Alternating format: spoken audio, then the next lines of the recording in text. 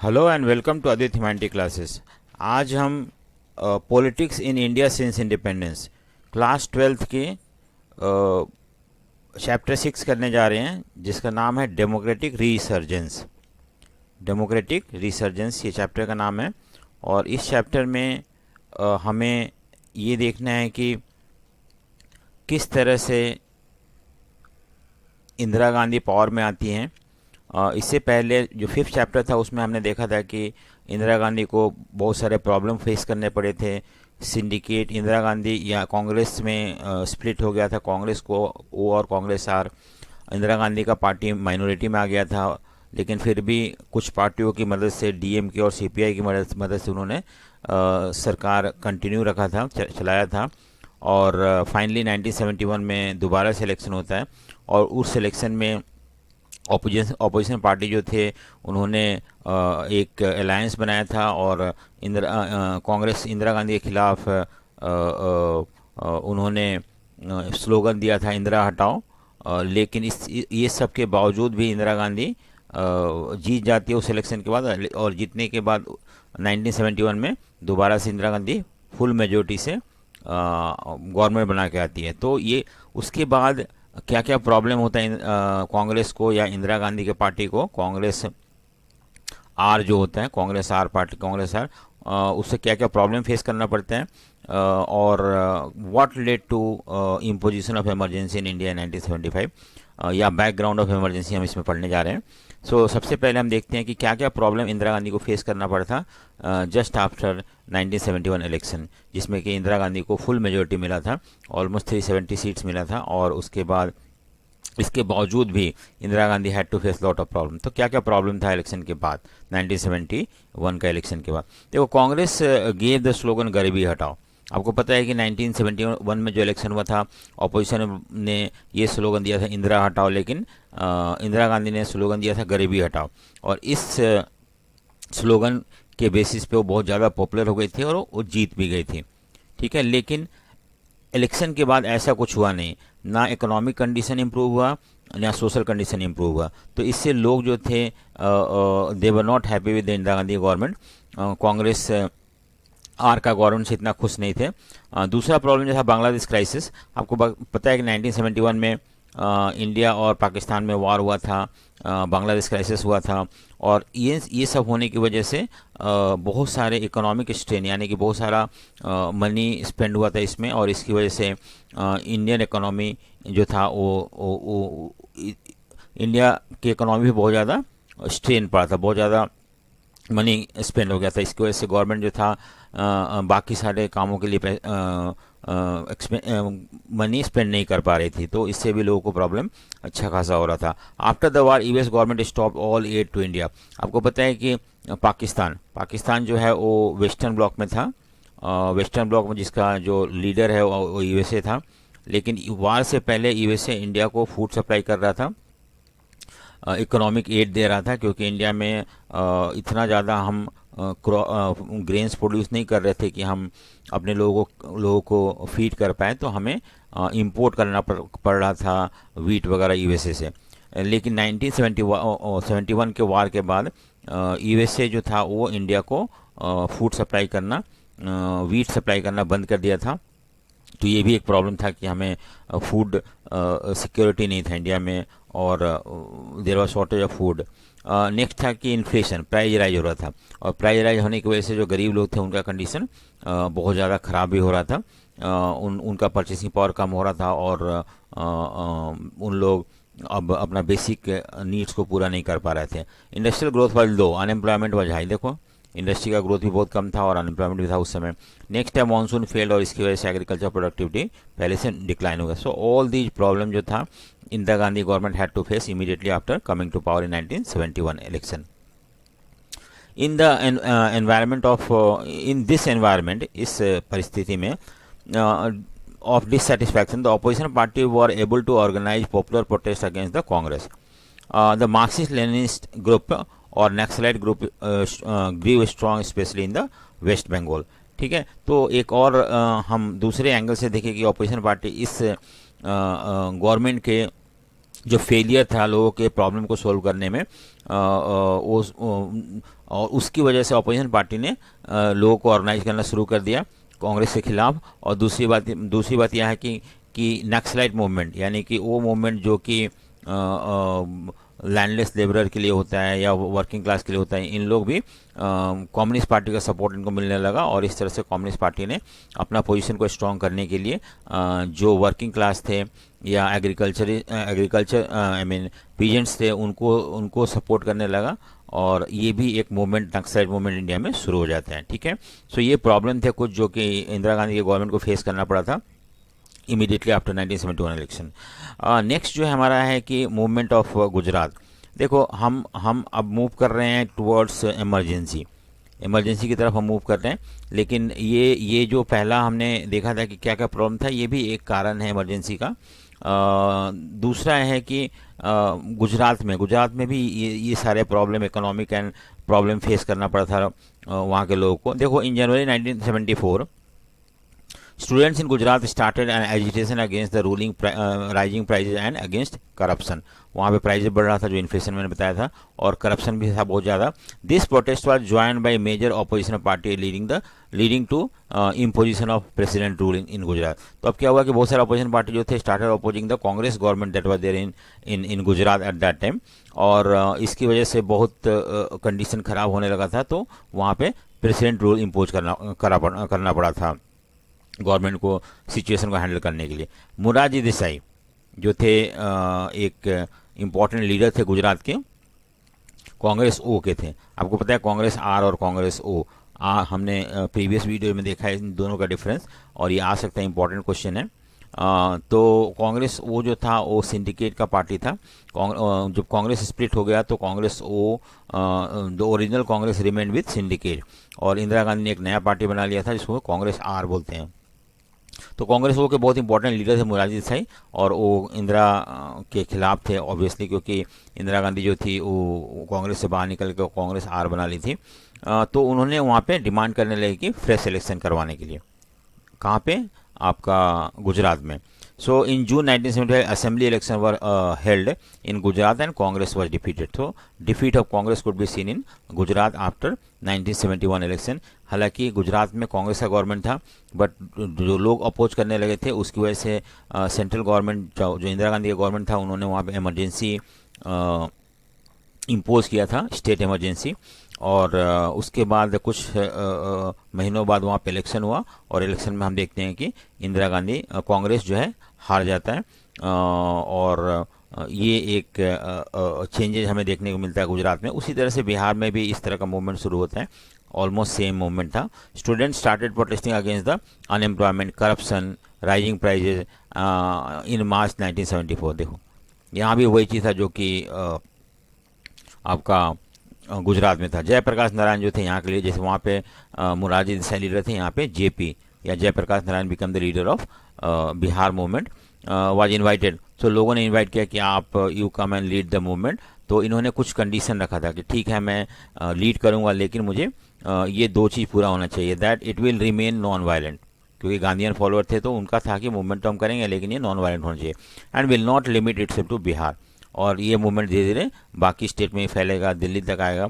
तो इनका ये मानना था कि ऑल ओवर इंडिया में ये मूवमेंट शुरू होना चाहिए against the Congress government, against the Indira Gandhi government. So JP asked the Congress government to resign which it refuse. क्यों? अब जेपी ने बोला कि धीरे धीरे मूवमेंट बड़ा होने लगा, दूसरे स्टेट में फैलने लगा। तो जयप्रकाश नारायण ने बोला कि इंदिरा गांधी को कि आपका गवर्नमेंट जो है अनपॉपुलर है और इस ग्राउंड पे आपको रिजाइन करना चाहिए। लेकिन इंदिरा गांधी बोली कि नहीं, क्यों? इंदिरा गांधी ने ये बोला कि जो कांग्रेस का गवर्नमेंट है वो इलेक्टेड गवर्नमेंट है। दूसरी बात है कि इसे फुल मेजोरिटी मिला हुआ है, मोर देन 370 सीट्स मिला हुआ है, तो why should Congress government resign? JP wanted to make it a nationwide movement. Along with this agitation, the employee of the railway gave a call for nationwide strike। और इस तरह से JP के call के बाद इवन रेलवे में भी strike शुरू हो गया। और रेलवे एक बहुत बड़ा पब्लिक सेक्टर था, और इतने सारे एम्प्लॉय अगर स्ट्राइक कर देते हैं, रेलवे बंद हो जाता है, तो certainly it will affect the country economy as well as government also. तो रेलवे का भी स्ट्राइक शुरू हो गया। JP led a huge rally to the parliament he was supported by non Congress party like Bharatiya Jana Sangh, Congress O syndicate का पार्टी था, और भारतीय लोकदल। तो देखो इन्होंने रामलीला मैदान से पार्लियामेंट का एक रैली किया, बहुत बड़ा रैली था वो, और इसमें बहुत सारे लोग पार्टिसिपेट किए थे, सारे ऑपोजिशन पार्टी भी था वहाँ पे, उनके लीडर भी थे।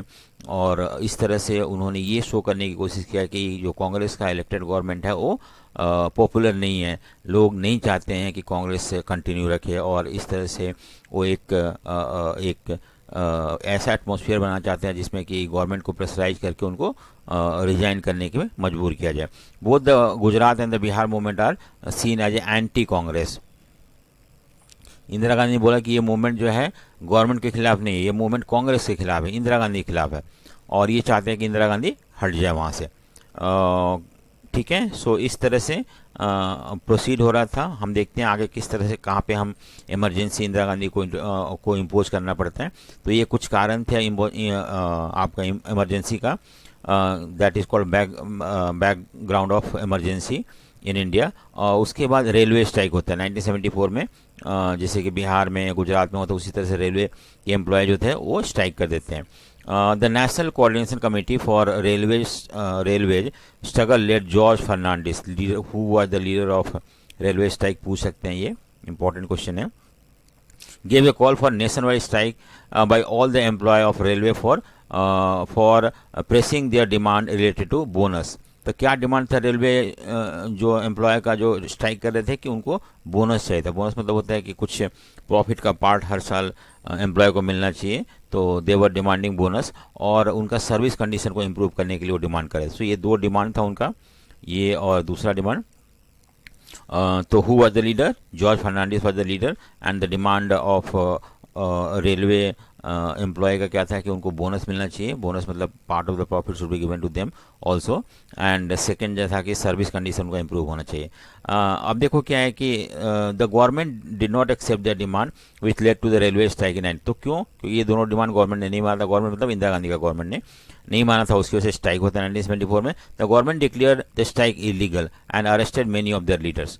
ठीक है, तो गवर्नमेंट ने जब मना कर रखा था स्ट्राइक नहीं करना और ये सारे डिमांड इलीगल है, तो उन्होंने इस मूवमेंट को ही, इस स्ट्राइक को ही इलीगल बताया, और जितने भी सारे लीडर थे उनको पकड़ के जेल में डाल दिया गया। आफ्टर 20 डेज बिना कोई सेटलमेंट के स्ट्राइक खत्म हो जाता है, और इस तरह से ये भी एक माहौल बना रहा है कि किस की इमरजेंसी का इन 1975 में। अब एक और जो मूवमेंट था इंडिया में, उसको हम बोलते हैं नक्सलाइट मूवमेंट। इसके बारे में हम थोड़ा बहुत समझते हैं क्या है नक्सलाइट मूवमेंट। ये क्वेश्चन आ सकता है, इवन फॉर 4 मार्क क्वेश्चन आ सकता है। अब देखो पहले क्या है, 1967 में peasants uprising took place in Naxalbari police station of Darjeeling in West Bengal under the leadership of local cadres of communist party. ठीक है, चारू मजुमदार थे, उन्होंने ये मूवमेंट शुरू किया था 1967 में। एक्चुअली ये नक्सलबाड़ी पुलिस स्टेशन था, वहाँ पे मूवमेंट शुरू हुआ था, and that is the reason why it is called Naxalite movement, जो कि दार्जिलिंग में था। वहाँ पे लोकल मार्क्सिस्ट लीडर थे, कम्युनिस्ट लीडर थे, उन्होंने ये मूवमेंट शुरू किया था। क्या कारण था? It spread to many states in India, it came to be known as Naxal. धीरे धीरे ये वेस्ट बंगाल में शुरू हुआ था, but spread to Bihar, Madhya Pradesh, even Andhra Pradesh, और इस तरह से इसका इन्फ्लुएंस जो है धीरे धीरे बढ़ता गया। इन 1969 they broke of from CPIM, communist party of India Marxist, and formed a new party called CPIML, Marxist and Leninist. ये एक दूसरा पार्टी है, कम्युनिस्ट पार्टी। कम्युनिस्ट पार्टी में एक तो है आपका CPIM है, CPIM, और दूसरा communist party Leninist, CPIML, communist party Marxist and Leninist party. ठीक है, सो वो Charu Majumdar become the leader, मैंने अभी बताया था आपको। और दूसरी बात है कि जो नक्सलाइट मूवमेंट था, ये अब ये जो दूसरा फैक्शन था वो इसको लीड करना शुरू कर दिया। तो हम इस तरह से देखते हैं कि नक्सलाइट मूवमेंट जो था वो कहाँ पे शुरू हुआ था, कैसे बाकी सारे स्टेट में फैल गया था, और बाद में इसको हम नक्सलाइट मूवमेंट के नाम से जानते हैं। और इसका लीडर जो था कम्युनिस्ट पार्टी का एक फैक्शन था जो कि हम communist party of India ML बोलते हैं, मार्क्सिस्ट एंड लेनिनिस्ट, जिसके लीडर थे चारों मजूमदार। मेथड क्या था इन नक्सलाइट मूवमेंट का? देखो, they did not believe in the democratic means and ways. देखो, इनका ये था कि डेमोक्रेसी नहीं चाहिए, क्योंकि उनको लग रहा था कि डेमोक्रेसी से जो वर्कर्स है या जो पीजेंट्स हैं उनको फ़ायदा नहीं हो रहा है। डेमोक्रेटिक गवर्नमेंट बहुत ज़्यादा मैनिपुलेटिव गवर्नमेंट हो गया है। Only rich and zamindar and landed class they are getting benefit of democracy. Actually the benefit of democratic government is not reaching to the poor people. So इन्होंने पुअर पीपल का causes को सामने लेके आए और then started the movement. They advocate the use of violent means. देखो, आपको पता है कि चाइना में भी वायलेंट मीन्स के थ्रू वहाँ पे कम्युनिस्ट गवर्नमेंट आया था, तो इंडिया में भी वही चीज़ चाहते थे to achieve their political goal, believe in the guerrilla warfare. छुप छुप के लड़ते थे। आज भी नक्सलाइट मूवमेंट है इंडिया में, सेंट्रल इंडिया में, और आज भी वो गवर्नमेंट के खिलाफ लड़ रहे हैं उन लोग। The West Bengal government tries to suppress this movement strongly but it did not end and they spread to other state. ठीक है, पहले वेस्ट बंगाल में शुरू हुआ था, धीरे धीरे बाकी स्टेट में फैलना शुरू हो गया। Around 75 district in 9 states are affected by this Naxalite violence, specially in the backward region. देखो, मैंने बताया था ना कि आमतौर पे जो गरीब लोग होते हैं, वो लोग जिन्हें जस्टिस नहीं मिल पाया, लैंड नहीं मिल पाया इंडिया में बिकॉज ऑफ लैंड रिफॉर्म के बाद भी, और या वो वर्कर्स जो थे जो कि जिनको एक्सप्लॉयटेशन होता था बाय कैपिटलिस्ट, ऐसे लोग they become the part of Naxalite movement. Method क्या था इनका कि they snatched land from the rich landlords and gave it to the poor. ठीक है, so unequal distribution of land I mean led to rise of Naxalite movement in India. Reason for the growth of, एक तो force labour, आपको पता है गरीब लोगों को या गरीब किसानों को जबरदस्ती काम कराया जाता था, उनको पैसा नहीं दिया था, तो ऐसे लोग जो थे सेटिस्फाइड नहीं थे। उन लोग चाहते थे गवर्नमेंट कुछ करे, लेकिन गवर्नमेंट कुछ कर नहीं रहा था, क्योंकि गवर्नमेंट जो था रिच लैंडलॉर्ड के इन्फ्लुएंस में आया था। एक्सप्लॉयटेशन बाय आउटसाइडर, आपको पता है कि बहुत सारे ट्राइबल एरियाज में आउटसाइडर जाते हैं, मनी लेंडर वगैरह, और even people from plain go there and try to exploit the simple लोग जो होते हैं, ट्राइबल लोग, उनको एक्सप्लॉइट करते हैं। तो इससे भी जो थे वो परेशान थे। Use of resources by outsider, और जो ट्राइबल एरिया था वहाँ पे लग रहा था कि उनको बाहर के लोग आके उनका रिसोर्सेज यूज कर रहे हैं और उसका फ़ायदा उन्हें नहीं पहुँच रहा है।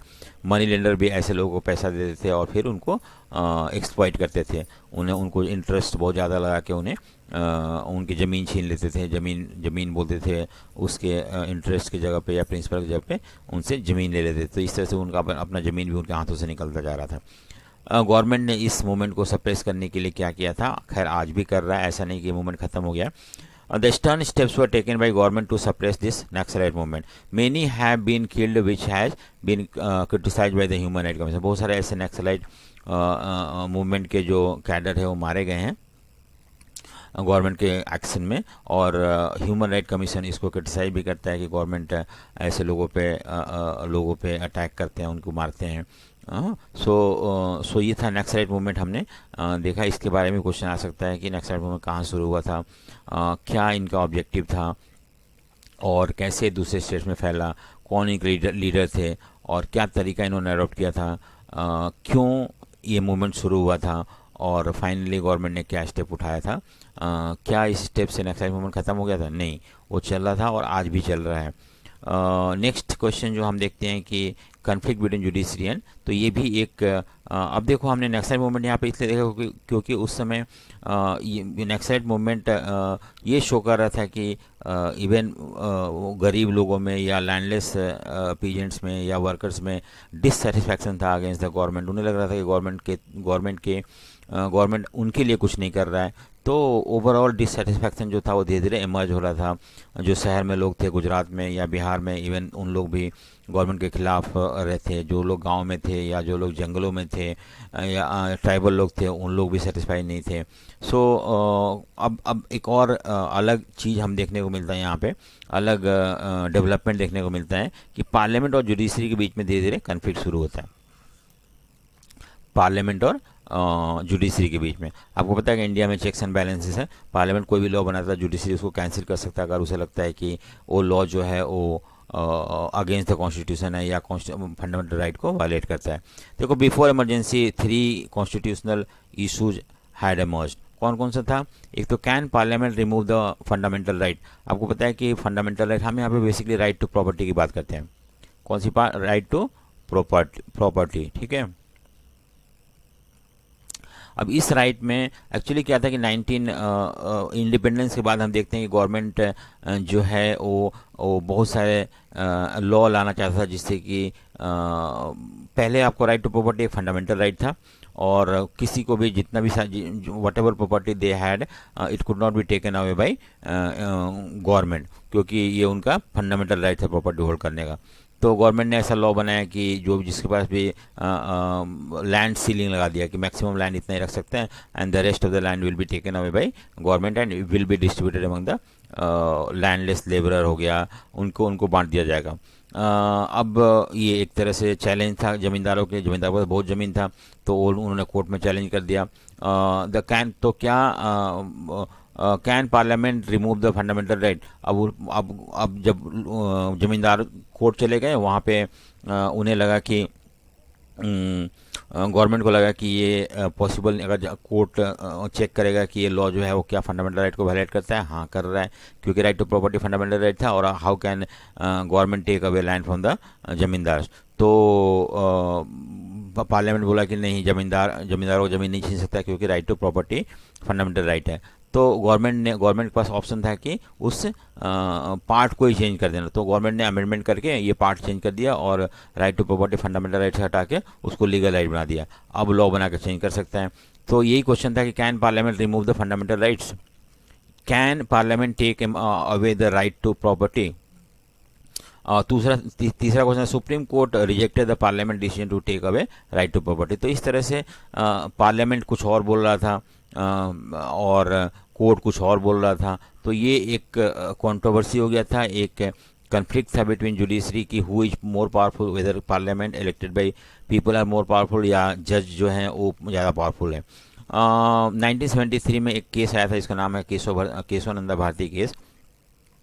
और उस केस के बाद एक वैकेंसी आता है चीफ जस्टिस के लिए इंडिया का, और इट हैड बीन शुरू से ये प्रैक्टिस था कि जो भी सीनियर मोस्ट जज होगा सुप्रीम कोर्ट का वो चीफ जस्टिस बनेगा। लेकिन इंदिरा गांधी के गवर्नमेंट ने क्या किया कि ये जो एस्टैब्लिश्ड ट्रेडिशन था कि सीनियर मोस्ट जज ही चीफ जस्टिस बन सकता है, उसको साइडलाइन करके उन्होंने एन रॉय को, इंदिरा गांधी ने एन रॉय को चीफ जस्टिस चुन लेते हैं।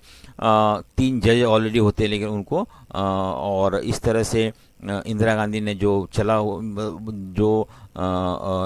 देखो 3 सीनियर जजेज were who were not considered had given ruling against the government, की गवर्नमेंट ने गलत किया, ऐसा नहीं करना चाहिए था गवर्नमेंट को जो नियम चल रहा है चीफ जस्टिस को चुनने का, जो ट्रेडिशन चल रहा है उसी को चलना देना चाहिए था, उसको ये नहीं करना चाहिए था, रूल को वायलेट नहीं करना चाहिए था। अब देखो तो ये सब चीज़ होना शुरू हो गया। Indira Gandhi even started going against the court also, against the supreme court also, जिसमें कि हमने लैंड डिस्ट्रीब्यूशन कंट्रोवर्सी देखा था वहाँ पे। इवन यहाँ पे भी इंदिरा गांधी ने किसी और को जज चुन लेती है, जबकि जो सिचुएशन डिमांड करता है कि सीनियर मोस्ट जज होना चाहिए। तो ये सब चेंजेस आना शुरू हो गया था। अब देखो इंदिरा गांधी के पास क्या, what ultimately led to declaration of emergency.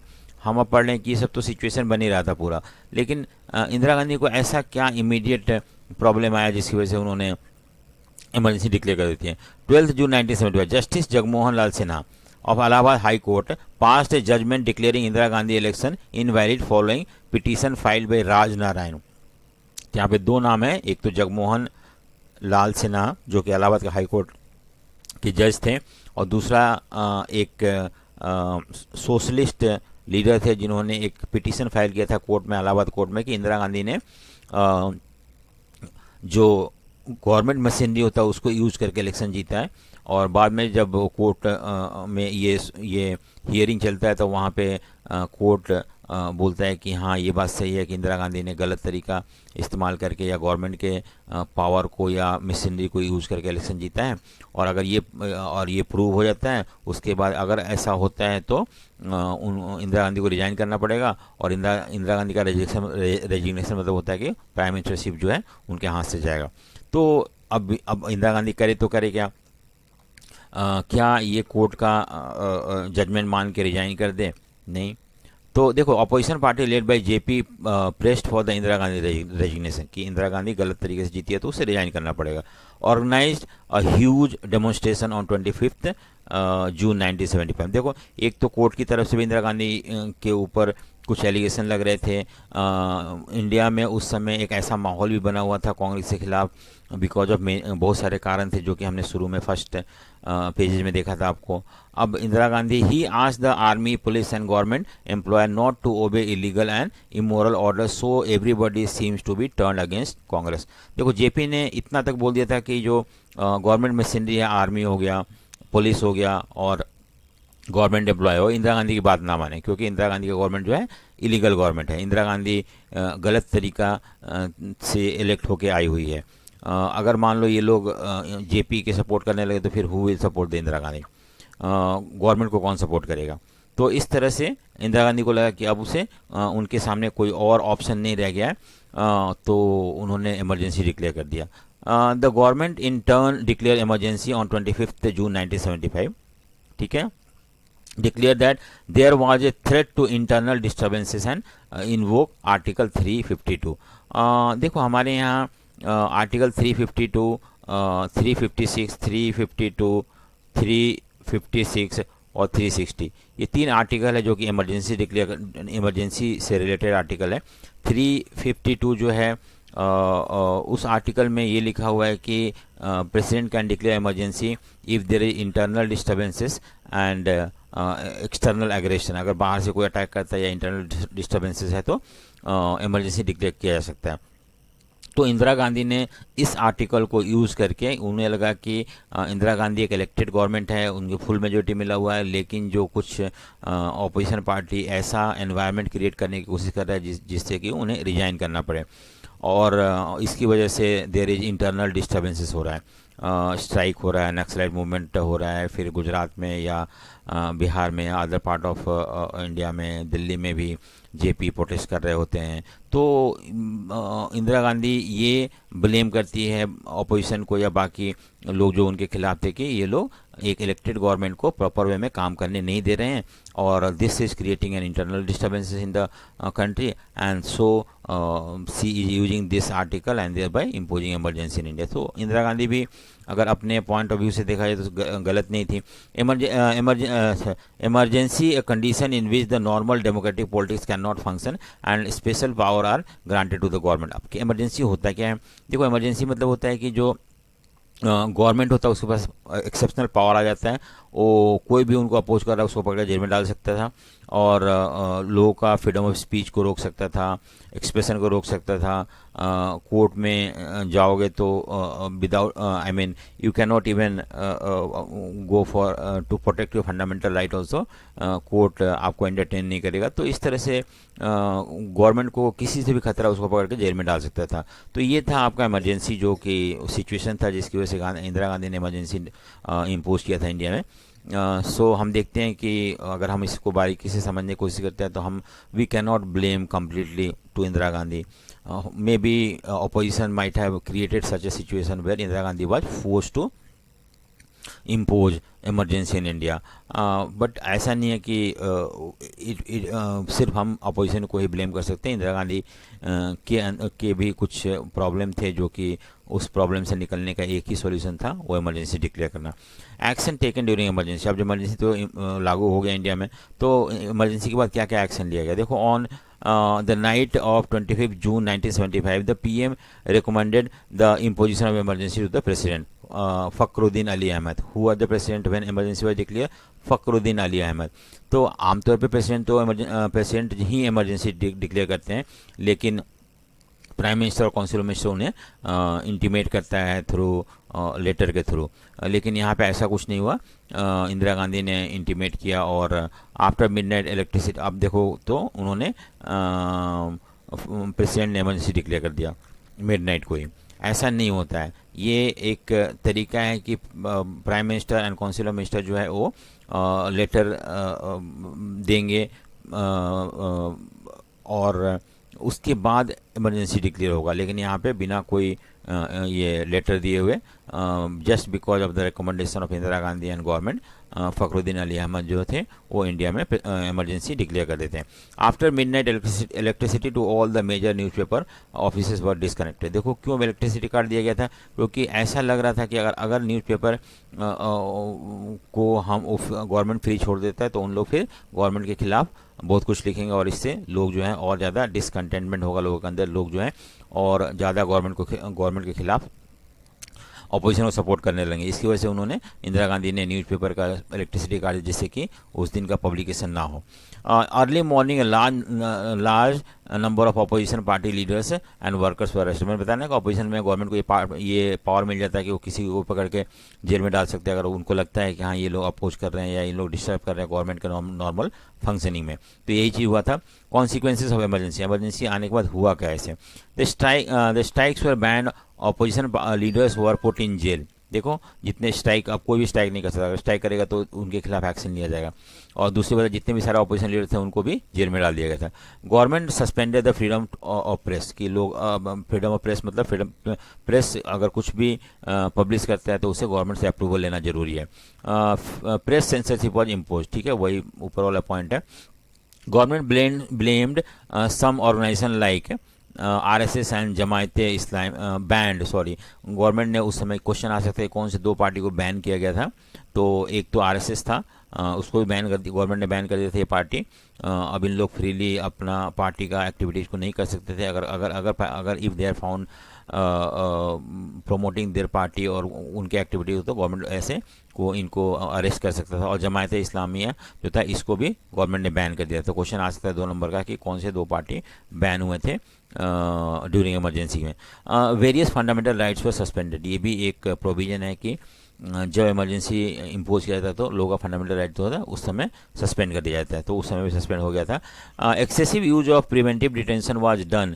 Preventive detention मतलब होता है ना कि अगर गवर्नमेंट को किसी से भी खतरा है तो ऐसे लोगों को पकड़ के जेल में डाल सकता है कि उनके बाहर रहने से हो सकता है कम्युनल वायलेंस हो जाए, हो सकता है बहुत ज़्यादा डिस्टर्बेंसेस हो जाए, तो प्रिकॉशन मेजर लेके गवर्नमेंट किसी को भी जेल में रख सकता है और वो आदमी कोर्ट नहीं जा सकता है, अपने हैबियस कॉर्पस के रेट को यूज नहीं कर सकता है इस सिचुएशन में। So in April 1976 the supreme court overruled the High Court and accepted government's plea which showed that even the Supreme Court did not protect the right of the citizen। देखो क्या था 1976 में क्या हुआ, अभी इमरजेंसी चल ही रहा था। Supreme court overruled the High Court and accepted government plea which showed that even Supreme Court did not protect the right of the citizen। देखो क्या था ना कि जब लोगों का इमरजेंसी के समय right I mean fundamental right violate हो गया, किसी को भी पकड़ के आप जेल में डाल सकते हो।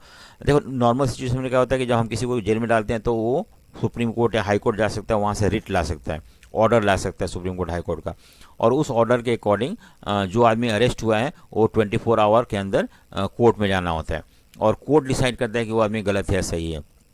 अब ये राइट छीन गया था तो सुप्रीम कोर्ट ने भी बोला कि हाँ गवर्नमेंट के क्योंकि एन रॉय जो थे वो चीफ जस्टिस थे और उन्होंने गवर्नमेंट को सपोर्ट करते हुए बोला कि हाँ ठीक है ड्यूरिंग इमरजेंसी लोगों का फंडामेंटल राइट सस्पेंड हो जाता है तो they can not go to court also. तो ये 7th पॉइंट था। नेक्स्ट पॉइंट है कि many newspaper like the Indian Express Statesman protested against the censorship, many journalist were arrested. तो बहुत सारे न्यूज़पेपर भी इसको प्रोटेस्ट कर रहे थे क्यों न्यूज़पेपर पे बैन लगा दिया गया है। Some eminent writers return their award to protest against the suspension of democracy. बहुत सारे ऐसे लोग थे जिनको लग रहा था कि गलत हो रहा है, इंडिया में डेमोक्रेसी ख़त्म हो रहा है, तो उन्होंने जो भी गवर्नमेंट ने उनको अवार्ड वगैरह दे रखा था उन्होंने सिंबॉलिक अपोज करते हुए उन्होंने रिटर्न कर दिया था। 42nd अमेंडमेंट एक बहुत चेंज लाया गया था कॉन्स्टिट्यूशन में जिसको बोलते हैं 42nd अमेंडमेंट, ये इमरजेंसी के समय लाया गया था और बहुत सारे बदलाव लाए गए थे कॉन्स्टिट्यूशन में इस अमेंडमेंट के थ्रू जो कि गवर्नमेंट को फेवर कर सके, गवर्नमेंट को और बेटर पोजीशन में ला सके ऐसे सिचुएशन को हैंडल करने के लिए। अब देखो ये तो इमरजेंसी हो गया, इंदिरा गांधी इमरजेंसी भी इंट्रोड्यूस कर दिया था, लेकिन कुछ ऐसे पार्ट थे इमरजेंसी के दैट वाज कंट्रोवर्शियल। कंट्रोवर्शियल मतलब होता है कि इसको लोगों ने बोला कि ये गलत हुआ था।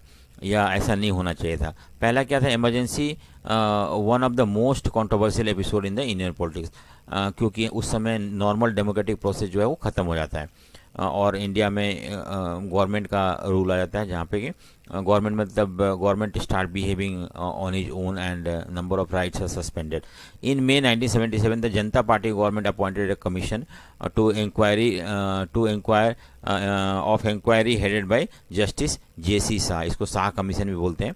अब हम 77 क्यों आ गए? देखो 77 क्या हुआ था कि इंदिरा गांधी का जो इमरजेंसी था वो 18 मंथ चला था और इसके बाद Indira Gandhi was compelled to ask president to election करवाने के लिए, और इलेक्शन हुआ। इलेक्शन के बाद एक दूसरा पार्टी आ गया जिसको बोलते हैं जनता पार्टी का गवर्नमेंट बना, और जनता पार्टी का गवर्नमेंट ने एक कमीशन बैठाया ये पता लगाने के लिए कि इमरजेंसी के समय क्या क्या किस तरह से एक्सेसेस हुए थे गवर्नमेंट के हाथों में, या गवर्नमेंट ने अपने पावर को किस तरह से मिसयूज किया था। तो Indira Gandhi was told to appear before the Shah commission, लेकिन उन्होंने मना कर दिया कि मैं शाह कमीशन के सामने नहीं आऊँगी। कमीशन उनसे पूछताछ करना था। She wrote a letter to Shah Commission that some forces were trying to remove her from the power। और इसकी वजह से उन्होंने ऐसा किया था क्योंकि वो इलेक्टेड गवर्नमेंट थी और इलेक्टेड गवर्नमेंट को हटाने की कोशिश करना जो है वो फेयर नहीं है, और इसकी वजह से उन्होंने ये स्टेप उठाया था। So there was nothing wrong on her part.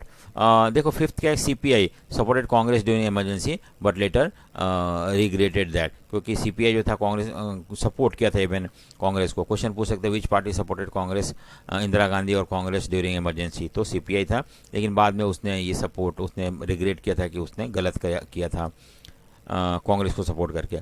Six point है कि it was scene that the movement led by JP was non violent and in the democratic country the people have the right to protest against the government, there was no need to suspend the democratically functioning and install emergency। देखो कुछ लोगों ने ये भी इंदिरा गांधी के government को blame किया था कि जो JP थे उनका जो एजिटेशन था, उनका जो मूवमेंट था वो नॉन वायलेंट था, और डेमोक्रेसी में लोगों को इतना ये राइट होता है कि अगर गवर्नमेंट के कुछ पॉलिसीज अच्छे नहीं लगते हैं तो वो प्रोटेस्ट कर सकते हैं, और ये प्रोटेस्ट को हैंडल करने के लिए गवर्नमेंट के पास और भी बहुत सारे तरीके थे, ना कि इमरजेंसी लागू करना और डेमोक्रेसी को सस्पेंड कर देना। The threat was not to the unity and integrity of the country but to the ruling party and to the PM। देखो कुछ लोग बोलते हैं कि यहाँ पे ऐसा नहीं था कि इंडिया का यूनिटी या इंटीग्रिटी खत्म हो रहा था, इंडिया टुकड़ों में बट रहा था कि गवर्नमेंट को इमरजेंसी लगाना था। यहाँ पे पार्टी का रूल या इंदिरा गांधी का सीट जो था वो खतरे में था, एंड दैट इज सो अपने पर्सनल मोटिव को पूरा करने के लिए, अपने पर्सनल पावर को बचाने के लिए इंदिरा गांधी ने इमरजेंसी इंट्रोड्यूस किया था। The critics say that Indira Gandhi misuse the constitutional provision meant for saving the country to save her personal interest, तो उन्होंने कंट्री के नाम पे अपने पर्सनल इंटरेस्ट को सेव किया। So all these are criticism against the emergency. So ये there are many points that you have to go through, learn और try to understand। नेक्स्ट है ड्यूरिंग इमरजेंसी। अब इमरजेंसी तो हो गया, इमरजेंसी को हम कैसे क्रिटिसाइज करते हैं, कौन कौन से ग्राउंड पे, और फाइनली हम देखते हैं कि ड्यूरिंग इमरजेंसी में हुआ क्या था। Government introduce 20 point programme. देखो इंदिरा गांधी चाहती थी कि एटलीस्ट गरीबों का सपोर्ट उनको मिलता रहे, तो इसलिए उन्होंने 20 पॉइंट प्रोग्राम, जिसमें कि लैंड रिफॉर्म था, लैंड में सुधार लाना, गरीबों को लैंड बांटना, उसके बाद एग्रीकल्चरल वेजेज को इम्प्रूव करना, वर्कर्स का participation in management, eradication of bonded labour, बहुत सारे ऐसे स्टेप गरीबों को ध्यान में रखते हुए इंदिरा गांधी ने इंट्रोड्यूस करने की कोशिश कर रही थी। Urban middle class were happy that the agitation will and and discipline will be enforce. देखो अर्बन मतलब होता है कि जो शहरों में बिजनेस क्लास के लोग थे उनको एक तरह से नुकसान हो रहा था, हर जगह हड़ताल था, बंद था, एजिटेशन हो रहा था, उनका जो बिजनेस था वो धीरे धीरे इफेक्ट हो रहा था, तो उन लोग चाहते थे कि किसी भी तरह से ये जो एजिटेशन है, हड़ताल है, बंद है, ये ख़त्म हो जाए। तो जब इंदिरा गांधी ने इमरजेंसी डिक्लेयर किया तो ऑटोमेटिकली ये सारे स्ट्राइक वगैरह बैन हो गए, तो उनका अपना काम जो था या उनका जो बिजनेस था वो आराम से चलना शुरू हो गया। तो they were happy when emergency was declare. उनकी भी गलती नहीं थी। नेक्स्ट है poor people hoped for the effective welfare programme will be implemented. देखो गरीब लोगों को लग रहा था कि इंदिरा गांधी उनके लिए बहुत सारे ऐसे स्टेप उठा रही हैं जिससे कि उनका कंडीशन सही हो, जैसे कि वेजेज इंप्रूव कर रही थी, जो लैंड अमीरों से छीन के गरीबों में बांट रही थी, ज़मींदारों से छीन के बॉन्डेड लेबर ख़त्म कर रही थी। तो इससे गरीबों का जो था उनका फ़ायदा होता है, लेकिन जो अपोजिशन है, जो कि मिडिल क्लास के लोग हैं, उन लोग जो है इस वेलफेयर प्रोग्राम को प्रॉपर वे में इम्प्लीमेंट करने नहीं दे रहे हैं। वो चाहते हैं कि ऐसा प्रोग्राम इम्प्लीमेंट ना हो जिससे कि उनका फ़ायदा होता रहे। सो क्रिटिसिज्म क्या था? देखो, most of the promises were not fulfilled. जो भी प्रोमिसेस किया गया था इंदिरा गांधी गवर्नमेंट के द्वारा, वो सारे पूरा नहीं हो पाया। देखो, शाह कमीशन, मैंने अभी बताया था ना कि जनता पार्टी गवर्नमेंट जो 1977 में बना था इमरजेंसी के बाद, वो कमीशन जो था उसने report said that nearly 1 lakh people were arrested under preventive detention law. मैंने बताया था ना कि प्रिवेंटिव डिटेंशन लॉ क्या होता है, कि किसी को भी अरेस्ट करके गवर्नमेंट जेल में डाल सकता है अगर उसे लगता है कि इनके फ्री रहने से कोई प्रॉब्लम हो सकता है सोसाइटी में। तो करीब करीब 1 लाख लोगों को गवर्नमेंट ने पकड़ के जेल में डाल दिया था, इंक्लूडिंग बहुत सारे लीडर थे। Sanjay Gandhi role in demolition, displacement of people living in Delhi poorest locality and force sterilisation. देखो, ये एक कंट्रोवर्सी था, एक क्रिटिसिज्म था कि Sanjay Gandhi did not hold any post, कोई भी वो पोस्ट होल्ड नहीं करते थे। इसके बावजूद भी उन्होंने इंटरफेयर किया और उन्होंने जो गरीब लोग थे उनको उन्होंने उनको बहुत सारे झुग्गी झोपड़ी था वहाँ से उनको हटा दिया गया। हटाने के बाद उन्होंने फोर्स स्टरलाइजेशन, बहुत सारे ऐसे लोगों को नसबंदी करवाई जिससे कि पॉपुलेशन कंट्रोल हो सके। ठीक है, हम नेक्स्ट क्वेश्चन देख रहे हैं, लेसन लर्न फ्रॉम इमरजेंसी। हमने इमरजेंसी से क्या सीख लिया है या क्या लेसन हमने सीखा है? देखो, इमरजेंसी आपको हमने बता दिया क्या था, क्या क्या उसके कॉन्सिक्वेंसेस थे, बैकग्राउंड थे। अब हम देखते हैं कि इमरजेंसी के समय इंदिरा गांधी ने क्या क्या किया था, क्या स्टेप उठाया था लोगों के फ्रीडम को कर्टेल करने के लिए। सो हम इस इमरजेंसी से क्या सीखते हैं?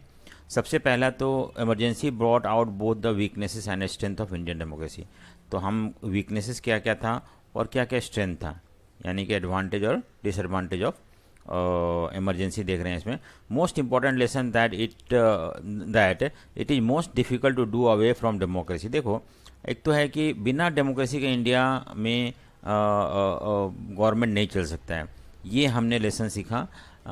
हमने देखा कि इंदिरा गांधी ने इमरजेंसी डिक्लेयर किया, लेकिन बहुत ज़्यादा ओनली फॉर 18 मंथ के लिए किया था। उसके बाद उनको लग रहा था कि अगर हम इस तरह से नॉन डेमोक्रेटिक वे में अगर हम रूल करते हैं तो ये शायद कांग्रेस का और इंदिरा गांधी का पॉपुलैरिटी और कम कर देगा। तो इसकी वजह से उन्होंने दोबारा से इलेक्शन करवाना सही समझा और इलेक्शन करवाया भी। सो ये एक सबसे बड़ा लेसन है कि हम इंडिया में बिना डेमोक्रेसी का हमारा काम नहीं चल सकता है। क्योंकि लोग जो हैं वो डेमोक्रेसी चाहते हैं, और कोई भी गवर्नमेंट नॉन डेमोक्रेटिक गवर्नमेंट लाने की कोशिश करता है या नॉन डेमोक्रेटिक रूल लाने की कोशिश करता है, तो ऐसे गवर्नमेंट को जनरली पीपल रिजेक्ट कर देते हैं। ठीक है, सो सेकेंड लेसन क्या है? It brought out the uncertainty of provision of constitution regarding the emergency. देखो, हमारे कॉन्स्टिट्यूशन में मैंने क्या बताया था कि कॉन्स्टिट्यूशन में ये प्रोविजन था कि internal disturbances and external aggression, ये आर्टिकल जो है 352 है कि अगर मान लो इंटरनल डिस्टर्बेंसेस होता है या अगर बाहर के कोई कंट्री इंडिया पर अटैक कर देता है तो गवर्नमेंट इमरजेंसी डिक्लेयर कर सकता है। और यही जो पहला इसका प्रोविजन था इंटरनल डिस्टर्बेंसेस, इसी को इंदिरा गांधी ने यूज़ करके इंडिया में डेमोक्रेसी ये इमरजेंसी लेके आई थी। तो हमने बाद में इस कॉन्स्टिट्यूशन में अमेंडमेंट ला के हमने इस प्रोविज़न को ख़त्म करके हमने कर दिया कि अगर आर्म्ड रेबेलियन होता है, यानी कि अगर इंडिया के अंदर कोई लोग हथियार लेके गवर्नमेंट के खिलाफ लड़ाई लड़ते हैं, then emergency can be declare. Just because of internal disturbances, emergency cannot be declared in India. So we made some correction in the constitution and हमने आने वाले गवर्नमेंट को इस तरह का कॉन्स्टिट्यूशनल प्रोविजन को मिसयूज करने से रोक लगाया इसके बाद। और मेजर अमेंडमेंट जो मैंने अभी बताया कि हमने इसमें चेंजेस लेके आए थे। Internal emergency can only be declare in case of armed rebellion, अगर हथियार लेके गवर्नमेंट के खिलाफ कोई लड़ता है तभी हम कर सकते हैं। It is necessary that the advice to the president to proclaim emergency must be given and written by the council of minister. सिर्फ प्राइम मिनिस्टर नहीं कर सकता है। काउंसिल ऑफ मिनिस्टर जो है, प्राइम मिनिस्टर और काउंसिल ऑफ मिनिस्टर, इन लोगों का रिटन प्रेजेंट देना पड़ेगा कि प्रेसिडेंट को कि आपको इमरजेंसी लगाना है। अब देखो, अभी इस बार जो इंदिरा गांधी ने इमरजेंसी लगाया तो उसमें उन्होंने रिटर्न नहीं दिया था, बल्कि वैसे इन्फॉर्म कर दिया था कि आप इमरजेंसी डिक्लेयर कर दो, और उसी दिन 12 बजे रात को इमरजेंसी डिक्लेयर हो गया था। तो बट ऐसा नहीं है, अब रिटर्न देना पड़ेगा प्रेसिडेंट को कि आप एडवाइस देना पड़ेगा कि आप प्रेसिडेंट रूल या इमरजेंसी डिक्लेयर करने के लिए। तो ये भी एक चेंज लाया गया था कि प्राइम मिनिस्टर अपना मर्जी से इमरजेंसी डिक्लेयर ना कर दे। और it was scene that the institution like police and administration were turn into political instrument of the ruling party. देखो क्या होता है ना कि जब इमरजेंसी डिक्लेयर होता है तो गवर्नमेंट के पास बहुत ज़्यादा पावर आ जाता है, और गवर्नमेंट उस पावर को यूज़ करके, पावर मतलब जो ये इंस्टीट्यूशन है, पुलिस हो गया या एडमिनिस्ट्रेशन हो गया, उसको यूज़ करती है अपने फ़ायदे के लिए, उसको यूज़ करती है एज ए पॉलिटिकल इंस्ट्रूमेंट, और उस तरह से जो लोग उनको अपोज करते हैं उनको सप्रेस करने की कोशिश करती है। जैसे हमने देखा कि इमरजेंसी के समय इंदिरा गांधी ने पुलिस यूज़ करके बहुत सारे लोगों को अरेस्ट करके जेल में डाल देती है, जिससे कि अपोजिशन या स्ट्राइक वगैरह को रोका जा सके। तो ये एक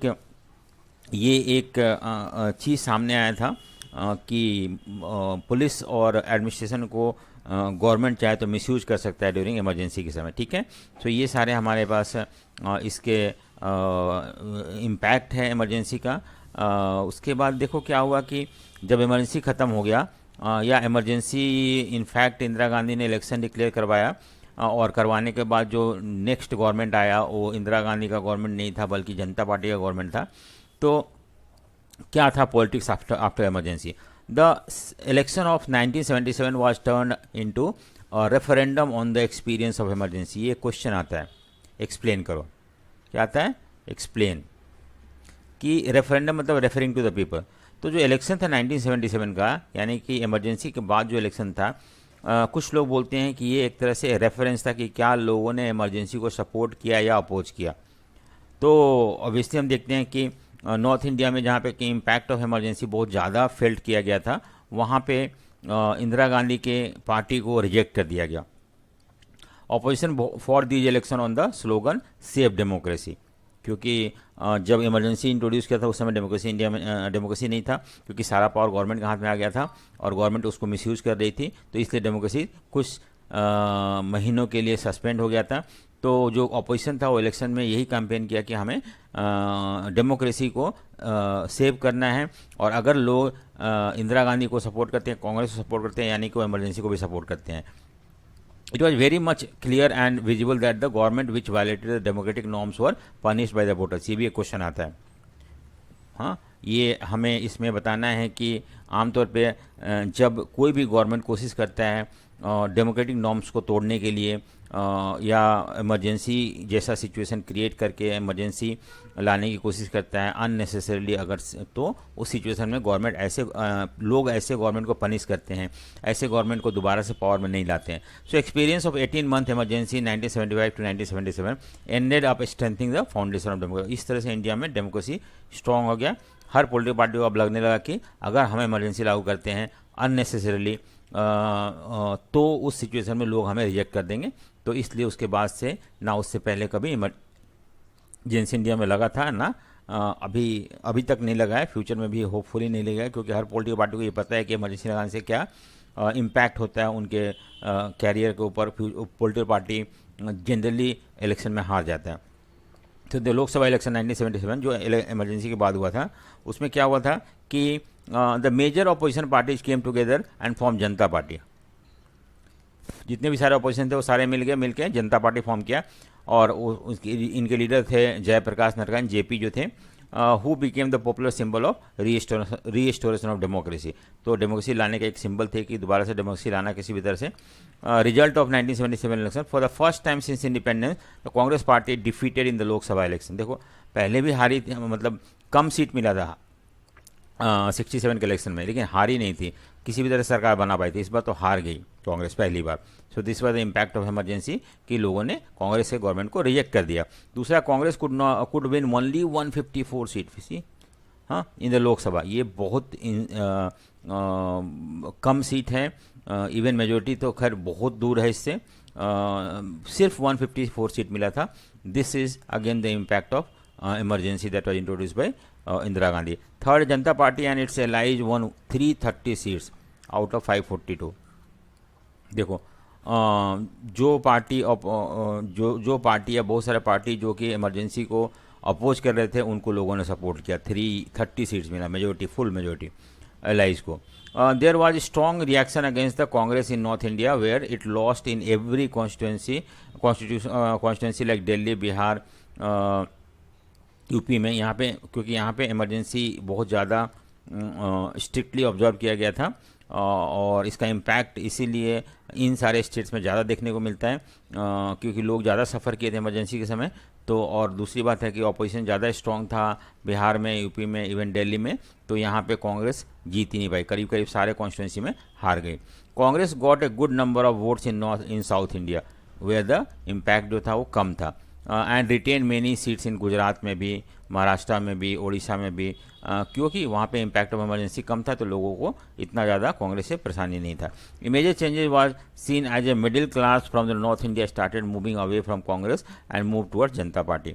ये भी एक पॉलिटिकल ये था कि लोग जो हैं पहले कांग्रेस को ज़्यादा सपोर्ट करते थे, अब जो मिडिल क्लास थे वो धीरे धीरे कांग्रेस से दूर हटते गए और जनता पार्टी के करीब आते गए। एंड ये भी कारण है कि जनता पार्टी जीत भी गया था। तो जनता पार्टी जो गवर्नमेंट आया था इमरजेंसी के बाद 1977 में, उसमें क्या था कि एक तो था कि there were 3 candidate for the post of prime minister. अब प्राइम मिनिस्टर वही तो कोalition पार्टी था, अब ये नहीं पता था कौन प्राइम मिनिस्टर बनेगा, जीतने के बाद ही ये डिसाइड करना था कि प्राइम मिनिस्टर कौन बनेगा। तो 3 कैंडिडेट मोरारजी देसाई थे जो कि इंदिरा गांधी के राइवल थे, चरण सिंह लीडर ऑफ भारतीय लोकदल और Jagjivan Ram senior minister of Congress syndicate के मिनिस्टर थे। तो ये कौन बनेगा यहाँ था prime minister. Reason for the failure of I mean Janata government. देखो जनता गवर्नमेंट तो सरकार बनाया लेकिन वो फेल हो गया, नहीं चल पाया बहुत सा, 3 साल के अंदर सरकार गिर गया और दोबारा से इलेक्शन हुआ और फिर से इंदिरा गांधी फुल मेजोरिटी में वापस आ जाती है। तो इट लैक डायरेक्शन। देखो इन लोग का एक ही था कि इंदिरा गांधी को हटाना है और उसमें उन्होंने सक्सेसफुल हुए क्योंकि लोगों ने सपोर्ट किया उन्हें, लेकिन उनके पास कोई डायरेक्शन नहीं था गवर्नमेंट कैसे चलाना है, क्या करना है, क्या नहीं करना है। तो ऐसा कोई भी गवर्नमेंट जिसका कोई डायरेक्शन होता है जनरली लोग रिजेक्ट कर देते हैं। It lack leadership. बहुत सारे लीडर थे लेकिन एक स्ट्रॉन्ग लीडर जो इंदिरा गांधी के रूप में था, फॉर्म में था कांग्रेस पार्टी में, कांग्रेस आर में, वो यहाँ पे नहीं, जनता पार्टी में नहीं था, इसलिए भी जनता पार्टी फेल हो गया। उसके बाद इट लैक्ड कॉमन प्रोग्राम। मैंने बताया था ना कि इनका एक ही प्रोग्राम था, इंदिरा गांधी को हटाना, इमरजेंसी को अपोज करना, और कोई प्रोग्राम था ही नहीं। So that is the reason why they could not perform well and they were rejected in the next election.